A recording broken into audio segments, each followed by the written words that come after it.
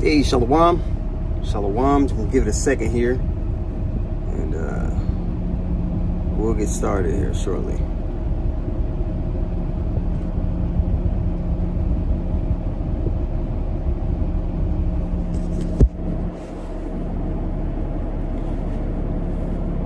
All right, Shalawam, it's your brother Yahawashi. All right, first and foremost, I want to give all praises to the Most High, Yahawashi, Bahashem, Yahawashi, Bahashem, or HaHakwadash. I want to give double honors to the apostles and the elders of Great Millstone. I want to say Shalawam to all the brothers and, of course, the few sisters who are pursuing this truth in sincerity.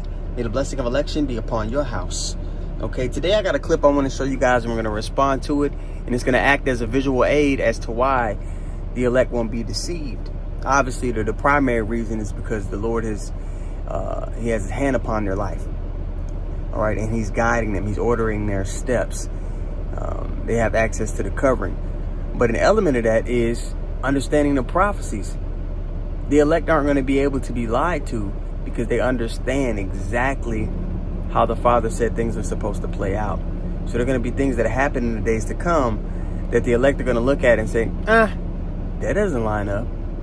So they're not going to go for the bullshit. Okay. There's a thing called Project Bluebeam. I'm going to put the definition of it up on the board for you all.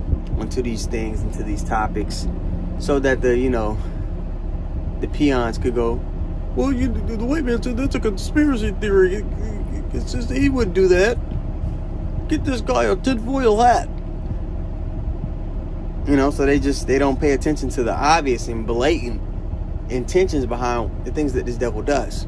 But it goes on and says, Project Bluebeam is a long-standing conspiracy theory that claims NASA, and NASA in the Hebrew tongue means deception, or to deceive, claims NASA, in collaboration with the United Nations and other powerful entities, is orchestrating a plot to create a totalitarian new world order, which they are.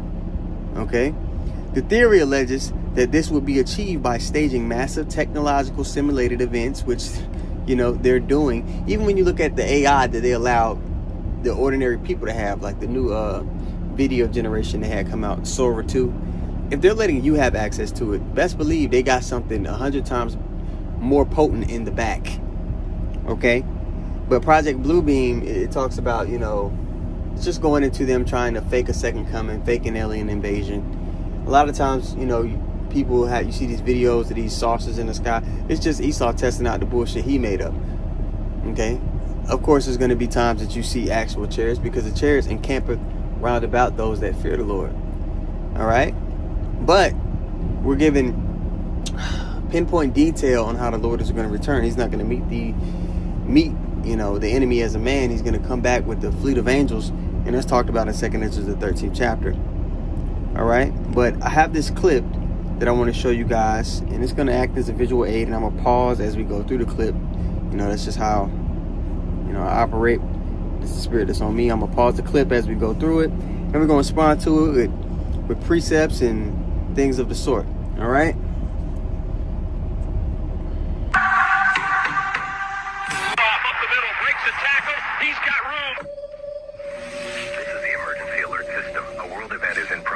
Stay indoors. Further instructions to follow.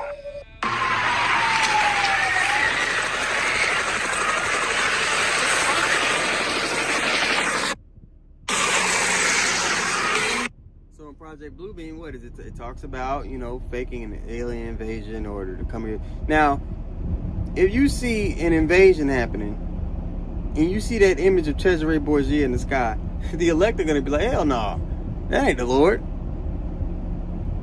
People ask all the time, what's the significance of knowing what the Lord looks like? As long as his blood was red, it doesn't matter what color he was to me. Okay, one, it matters because there was a whole nation of people who were disconnected from their identity and their heritage and the standard they were to upkeep. And the welfare of the world is going to be the elect of that nation being in rulership and returning unto their power. All right? It matters for truth's sake. And on top of that, just to land back on the truth's sake, you'll be able to see through lies if you know the truth. So if they come out with some bullshit like this, say, no, the Lord returned, and he looks like a so-called Edomite, a so-called white man, I mean, you're going to know, oh, that's bullshit. You see what I'm saying? You're going to be able to see through the deception. Sedition breaks out, like it talks about. Let me go get it real quick. Because it talks about, sedition breaking out. People are going to be all out for themselves. They're not going to respect the powers that be. They're just going to be like, I got to survive. People are going to be in survival mode. You go to 2 Ezra 15, and I'll start at 14. It says, woe to the world and them that dwell therein, for the sword and their destruction draweth nigh. And one people shall stand up and fight against another, and swords in their hands. All right? This purge-like scenario. For there shall be sedition among men, and invading one another, they shall not regard their kings nor princes, and the course of their actions shall stand in their power. People are going to do whatever they need to do to survive. How are you going to be covered in that time? Okay, the only true covering that's going to allow you to truly be protected and cross the finish line of salvation is going to be the covering of Yahawashi. Verse 17, a man shall desire into a city and shall desire to go into a city and shall not be able. There's going to be martial law. There's going to be checkpoints. It's just not going to be even safety, just to be traveling. But the Lord's going to clear a path for us to clearly thrive in the time and the days to come. Okay?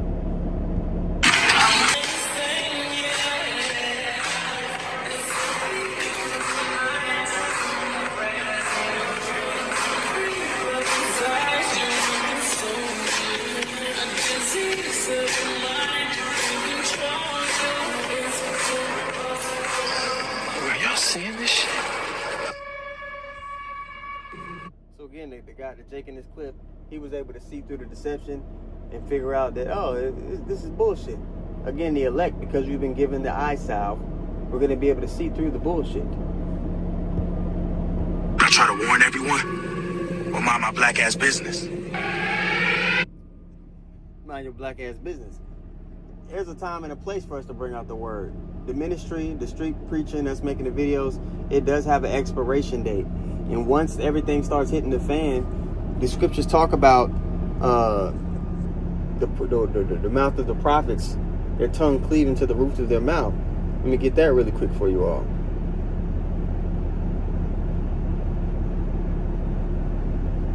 All right, this is Ezekiel 3:26.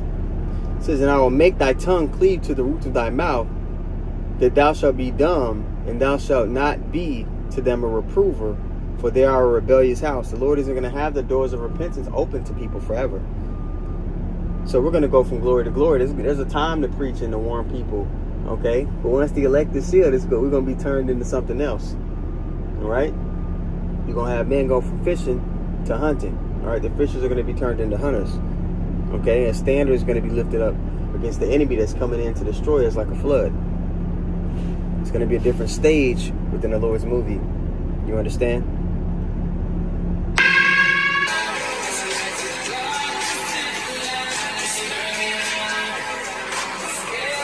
We've confirmed it.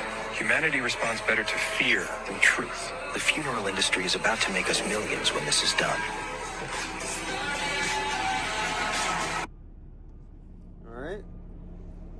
So that's the reality that's getting ready to play out in the world, man. But like the scripture say in Matthew 24 and 22, it says, and except those days should be shortened, there should no flesh be saved. But for the elect's sake, those days should be shortened. All right. Then it goes on to say, then if any man shall say unto you, lo, here is the Mashiach, or there, believe it not. It's not going to be some private event. It's not going to know. The scriptures say every eye is going to see the Lord when he returns. So there's going to be things, plots, and ploys that this devil tries to initiate that the elect are going to be able to see through because they understand prophecy. Okay? It goes on to say, for there shall arise false Mashiachs, false prophets, and shall shew great signs and wonders, insomuch that if it were possible, check it out, that if it were possible, they shall deceive the very elect. But it won't be possible because the elect, again, are going to have a pulse on how things are supposed to play out, how the Lord orchestrated things from the beginning. Okay? Now let's go to 2 Thessalonians 2 and 9, because there's a people who their whole thing is to carry out the workings of Satan on the left-hand side, and that's to deceive you, to pull people away from the true power.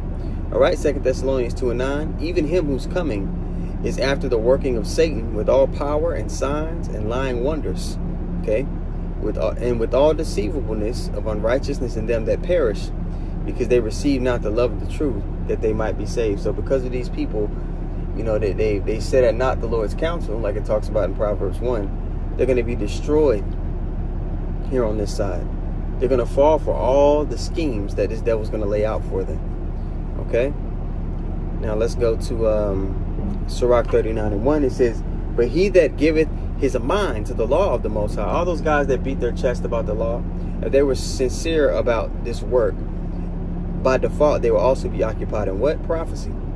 And is occupied in the meditation thereof, will seek out the wisdom of all the ancient and be occupied in prophecies. Boom. The prophets are going to prophesy.